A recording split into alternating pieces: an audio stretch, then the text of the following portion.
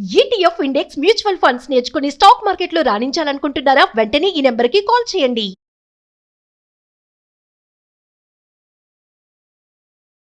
నమస్తే, welcome to Suman TV. ప్రస్తుతం మనతో పాటు స్టూడియోలో ప్రముఖ ఆధ్యాత్మికవేత్త శ్రీనివాసుల అనంతరామ శర్మ గురువు గారు ఉన్నారు. వీరితో కొన్ని విషయాల గురించి మనం ఈరోజు చర్చిద్దాం. నమస్కారం గురుగారు. నమస్కారం. గురుగారు, ఇప్పుడు మనకి మాసం అంతా కూడా శ్రావణ మాసం కదా. అయితే శ్రావణ మాసంలో కూడా అందరూ కూడా చాలా చక్కగా చేసుకునేది వరలక్ష్మి వ్రతం. అయితే వరలక్ష్మి వ్రతం ఎలా చేసుకోవాలి, దాని యొక్క విశిష్టత ఏంటి అసలు? ఇక్కడ మనకి శ్రావణ మాసం అంటేనే లక్ష్మీప్రదంగా చెప్పబడుతూ ఉంది గురుగారు.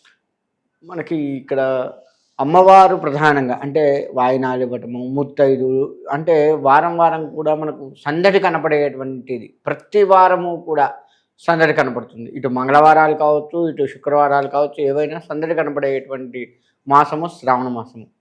అంతేకాకుండా ఈ శ్రావణ మాసములో మొత్తం కూడా పూజలు ఎక్కువగా లక్ష్మికి జరుగుతూ ఉంటాయి. లక్ష్మీ పూజలు బాగా చేస్తూ ఉంటారు. లక్ష్మీదేవి దేవాలయాలకు వెళ్ళడం, అష్టలక్ష్మి టెంపుల్స్ ఇట్లా ఉంటే అక్కడికి వెళ్ళడము, ఇట్లా బాగా పూజలు చేస్తూ ఉంటారు. అమ్మవారి అనుగ్రహం బాగా సంపాదించాలి అని చెప్పేసి తాపత్రయపడేటువంటి మాసంగా చెప్పవచ్చు. కార్తీక మాసం శివుడికి ఎట్లా తాపత్రయపడతారో శ్రావణ మాసం మొత్తం కూడా అమ్మవారికి ఆ విధంగా తాపత్రయపడుతూ ఉంటారు, అమ్మవారి అనుగ్రహం కోసంగా.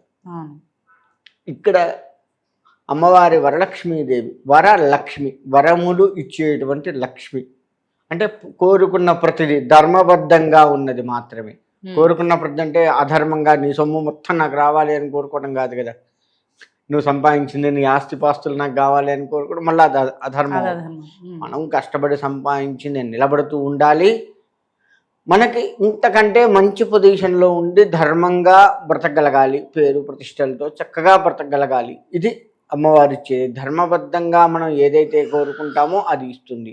అమ్మవారిలో మళ్ళీ అష్టలక్ష్ములు ఉన్నాయి. వరలక్ష్మితో పాటు అష్టలక్ష్మి, సంతానం లేని వారికి సంతానలక్ష్మి, సౌభాగ్యలక్ష్మి, ఇలా రకరకాల అమ్మవార్లు ఉన్నారు. ఈ అష్టలక్ష్ములు కూడాను ఒకటే, ఒక లక్ష్మీదేవే ఇన్ని ఇస్తుంది. అందుకే వరలక్ష్మి అని చెప్పబడుతుంది. వరములు ఇచ్చేటువంటి లక్ష్మి. ఎవరికి ఏ వరం కావాలి, సంతానం లేదు తల్లి నాకు సంతానాన్ని ప్రసాదించు, సత్సంతానం కావాలి అంటే చక్కగా చక్కటి పిల్లల్ని మనకు ప్రసాదించి అనుగ్రహిస్తుంది. ఇలా వరములు ఇచ్చేటువంటి లక్ష్మే వరలక్ష్మి, ఇలా చెప్పబడుతుంది అమ్మవారు. అయితే ఇక్కడ వరలక్ష్మీదేవి ఎవరిని అనుగ్రహిస్తుంది అనేది ఒక్కటి తీసుకోవాలి.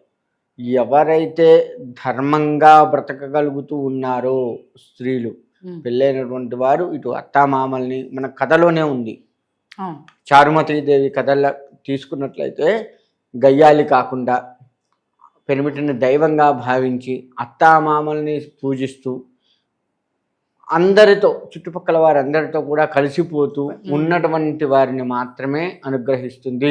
ఆమె ఒక్కదాన్నే అనుగ్రహిస్తుంది. ఆమె వల్ల చుట్టుపక్కల వాళ్ళు కూడా అనుగ్రహింపబడ్డారు. అమ్మవారి అనుగ్రహం అందరికీ వచ్చింది కదా. అంటే అలా ఉండగలగాలి స్త్రీలు ఎవరైనా. అంటే కష్టాలు రావడం, ఇప్పుడు అత్తమామల నుంచి కష్టాలు రావడం లేదా మొగుడి నుంచి కష్టాలు రావడం అది వేరు. కానీ ఓపిక, అందుకే భూమాతతో సమానంగా ఆడవారిని కొలుస్తారు. భూమికి ఎంత ఓపిక ఉందో ఆడవారికి అంత ఓపిక ఉంటుంది అని చెప్పబడుతుంది శాస్త్రం కూడా కదా. ఓపికకు మారుపేరు ఎవరు అంటే స్త్రీ. ఆ పుట్టుకలోనే వస్తుంది ఓపిక అనేది. అది ఎక్కడి నుంచి వస్తుంది అంటే ఇంకా అమ్మవారి అనుగ్రహమే. ఆడవారికి ఎక్కడి నుంచి వచ్చింది నీకు ఇంత ఓపిక అని ఖచ్చితంగా అడగగలిగితే ఆమెదే అనుగ్రహం. ఆమె స్వరూపంగా భూమి మీదకి వచ్చింది కాబట్టి ఆమె ఆ ఓపికనిస్తుంది, ఆమె ఆ విధంగా చూసుకుంటుంది. కాకపోతే ఏంటంటే మనం ప్రస్తుత లౌకిక విషయాల మీద దృష్టి పెట్టి ఆ అమ్మవారిచ్చిన ఆ స్త్రీకున్న ఆ అనుగ్రహాన్ని పోగొట్టుకుంటున్నాం. మనం అనేక రకాల కష్టాలకు కానీ లౌకికపరమైనటువంటి విషయాలకు లోబడి కలియుగ ధర్మం వీడి కలియుగంలో కలి ప్రభావం కూడా కొంత స్త్రీల మీద పడి మనము ఆ ఓపికని పోగొట్టుకుని వారు కూడా కాస్త రాక్షసంగా ప్రవర్తించేటువంటి వారు ఉన్నారు. కానీ అట్లా కాకుండా సాత్వికంగా ఉండగలిగినటువంటి స్త్రీ ఎవరైతే ఉందో చారుమతీదేవిలాగా చక్కగా ఉండగలిగిన ఏ స్త్రీకైనా అమ్మవారి అనుగ్రహం ఖచ్చితంగా నెరవేరుతుంది, అందులో సందేహం లేదు. అయితే వీరు ఏ విధంగా ఉండాలి? సాంప్రదాయ దుస్తులు ధరిస్తూ ప్రతిరోజు దేవాలయ దర్శనం చేసుకుంటూ చక్కగా ఈ ఆడవారికి ఏంటంటే ఇంట్లో పనులు బాగా ఉంటాయి. అవును. పెళ్ళైనటువంటి వారికి ముందు పిల్లల్ని భర్తని పంపించాలి కదా. కరెక్ట్. సరే, ప్రస్తుత కలియుగంలో వెనకట ఏం చేసేవారంటే పూజలన్నీ చేసి భర్తని వాళ్ళని పనులకు పంపించి చేసి ఇలా చేసేవారు. ఇప్పుడు అంత సమయం కుదరట్లేదు. రాత్రి పడుకునేసరికి ఆడవాళ్ళకి 12 అవుతుంది. అవును. పనులన్నీ చేసుకొని మళ్ళీ పొద్దున్నే 4 లేచి ఉరుకులు పెట్టాల్సి వస్తుంది. అందులో స్త్రీలు కూడా ఉద్యోగాలు చేస్తున్నారు. వాళ్ళది వాళ్ళు చూసుకుంటూ, పిల్లగాళ్ళని చూసుకుంటూ, అత్తమామలు ఉంటే వాళ్ళని చూసుకుంటూ, ఇంత హడావిడి ఈ ప్రస్తుత కాలంలో ఉన్న స్త్రీలకు ఉంది. కాబట్టి వీరేంటంటే ప్రాతకాలంలోనే లేచి దైవ ధ్యానం చేయకపోయినా పర్వాలేదు, ఒక నమస్కారం అమ్మవారికి చేసుకొని చక్కగా స్నానం అట్లా చేసి ఉంటాం కాబట్టి అమ్మవారికి నమస్కారం చేసుకొని మనకు వచ్చిన అమ్మవారి పద్యాలు, పాటలు ఏదైనా సరే వినుకుంటూ అయినా సరే వంట చేస్తే అది భగవత్ ప్రసాదంగా మారుతుంది. పని చేసుకుంటున్నప్పుడైనా వాళ్ళు వింటూ చేసుకోవాలి. వింటూ ఇప్పుడు మనకు అనేక సెల్ ఫోన్స్ ఉన్నాయి. అవును. సెల్ ఫోన్స్లో దేవుళ్ళ గురించి ఎంతో మంది పెద్దవాళ్ళు చెప్తున్నారు. అది వినుకుంటూ వంట చేయండి, అది ప్రసాదంగా మారుతుంది. ప్రసాదం తయారు చేస్తే ఎంత భక్తి శ్రద్ధలతో చేస్తాం దేవుడికి, అదే అవుతుంది, అదే ప్రసాదంగా మారుతుంది. నువ్వు నైవేద్యం పెట్టకపో, ఆ అమ్మవారి శక్తి భగవత్ శక్తి అందులో ఖచ్చితంగా మనం ఏ దేవుడిది అయితే వింటున్నామో ఆ భగవత్ శక్తి అందులో ఆ పదార్థంలో నిమిడీకృతమై ఉంటుంది. అది తిన్న అందరికీ కూడా ఆధ్యాత్మిక భావన, ప్రశాంతత. ఇంట్లో ప్రశాంతంగా ఉండాలి అని కోరుకునే ఏ స్త్రీ అయినా చేయవలసింది ఇదే, వంట చేసేవారు. అందుకే బయట తిండి ఎక్కువ తినొద్దు. బయట మొత్తం వాడు ఏ ఆలోచనతో చేస్తాడో ఏంటో తెలియదు కదా, బయట తిండి అందుకే తినొద్దు అంటారు. అలా ప్రశాంత భావంతో వంట చేస్తూ ఉన్నట్లయితే, శుచి శుభ్రతలతో వంట కనుక చేసినట్లయితే ఖచ్చితంగా ఇంట్లో ప్రతి వారికే ప్రశాంతత భావన చేకూరుతుంది. ఆ వంట ఎవరైతే తింటారు, ఇప్పుడు నేను వచ్చాను మీరు చేశారు మన ఫ్రెండ్ కదా అని చెప్పేసి పెట్టినప్పుడు అది నేను కూడా తిన్నాను, ఆ ప్రశాంతత భావన నాకు కూడా ఇచ్చిన ఫలితం మీకు కలుగుతుంది. ఆ పుణ్యం మీకు వచ్చేస్తుంది. మీ వంట నేను తిన్నందుకు నాలో ఎంతో కొంత భగవశక్తి అయితే వస్తుంది కదా, ఆ ఫలితం ఆ పుణ్యం కూడా వస్తుంది. అంటే స్త్రీలు ఈ విధంగా మెలగలగాలి. అప్పుడే ఆ కుటుంబంలో వరలక్ష్మీదేవి సంపూర్ణ అనుగ్రహం కలుగుతుంది. ఇది నశించి హడావిడి జీవితాల్లో ఉన్నాం కదా అని యాంత్రికమైన ఆలోచనలు చేసుకుంటూ, హడావిడి వంటలు చేసుకుంటూ, ఒక పక్క వంట చేసుకుంటూ ఇంకొక పక్క మాట్లాడుతూ, సెల్ ఫోన్లు మాట్లాడుతూనో టీవీలు చూస్తూనో ఏదో చేస్తూ వంటలు చేస్తే ఆ ప్రశాంతత వాతావరణం రాకపోగా ఇంట్లో అన్ని చికాకులు అయ్యి వస్తాయి. ఎక్కడైతే చికాకులు ఎక్కువ అవుతుంటాయో అక్కడ లక్ష్మీదేవి ఉండదట. ఇంట్లో మగవారు కానీ, ఆడవారు కానీ, పెద్దవారు కానీ, పిల్లలు కానీ, మరీ పసిపిల్లలు అంటే పక్కకు తీస్తాము, కొంచెం పిల్లలు కానీ ఎవరు కూడా కంటెత్తడి పెట్టే పరిస్థితి రాకూడదు. ప్రతి దానికి కూడా సమస్యకి పరిష్కారం ఉంటుంది. దాన్ని చక్కగా వెతుక్కుంటూ ఆ మార్గంలో పయనిస్తూ ఉండాలి. అలా కంటతడి పెట్టకుండా ఏ ఇంట్లో అయితే సుఖ సంతోషాలతో ఎప్పుడు కూడా నవ్వుతూ ఉంటారో, ఎంత బాధ వచ్చినా కానీ మనం బయటకు నవ్వుతూ ఉండాలి. బాధని ఎట్లా దాటి వేయాలో పరిష్కారం చూసుకోవాలి. ఆ విధంగా ఎవరైతే ఏ ఇంట్లో అయితే ఉంటుందో ఖచ్చితంగా ఆ ఇంట్లో లక్ష్మీదేవి వద్దన్నా ఉంటుంది. ఇక్కడ ఏంటంటే ఒక ఇంట్లో లక్ష్మీదేవి ఉంది, ఇంకా ఆమె వెళ్ళిపోయే టైం వచ్చింది. అయితే లక్ష్మీదేవి వీళ్ళని అనుగ్రహిద్దాము అని చెప్పేసి అనుకుంది. మరి నేను వెళ్తున్నాను, వాళ్ళకి ప్రత్యక్షమై చెప్పింది, నేను వెళ్తున్నాను, ఇక మీరే చూసుకోవాలి ఇల్లంతా, నేను పోతే మాత్రం దరిద్రలక్ష్మి వస్తుంది అని చెప్తే, నువ్వు వెళ్తే వెళ్ళావు తల్లి, నేను ఇన్నాళ్ళు మా ముసుక పెట్టావు కాబట్టి నువ్వు వెళ్తా అంటే అడ్డం చెప్పాము మేమని ఇంటి పెద్దవాళ్ళు చెబుతూ, అమ్మవారికి చెబుతూ, ఎప్పుడూ కూడా మా ఇంట్లో కలహాలు లేకుండా ఉండేట్లుగా అనుగ్రహించిపో, ఆ ఒక్క సాయం చేయి అని చెప్పేసి కోరుకుంటే ఆమె కూడా సరే తదాస్తు అంటుంది. సరే ఆమె వెళ్ళిపోయింది. దరిద్రలక్ష్మి వచ్చింది. ఈమె వచ్చిన దగ్గర చేయండి, అత్త కోడలు వీళ్ళందరూ కొట్టుకోవాలి. ఇంట్లో ఉన్న నలుగురం కొట్టుకోవాలి, 10 మంది ఉంటే 10 మంది కొట్టుకోవాలి. ఎక్కడా కొట్లాటలు జరగట్లేదు.